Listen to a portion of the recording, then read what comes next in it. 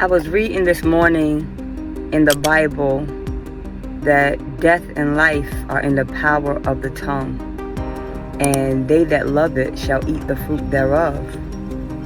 And I'm just reminded that everything that we say, sometimes when you forget the power of your words, you start speaking things and start calling things into your reality that you don't even want.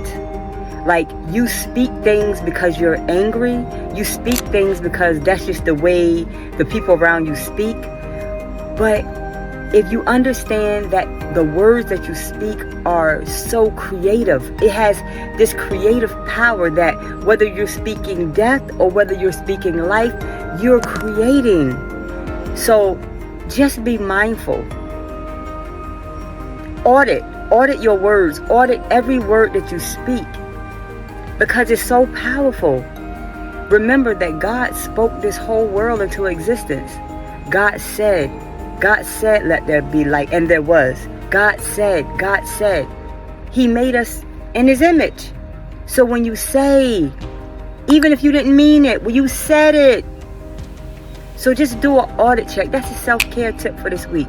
Audit every word that you speak, because you are creating with those words, whether you mean to or not.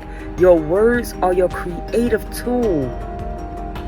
Speak wisely, speak life, speak health, speak power, speak forgiveness, speak creativity.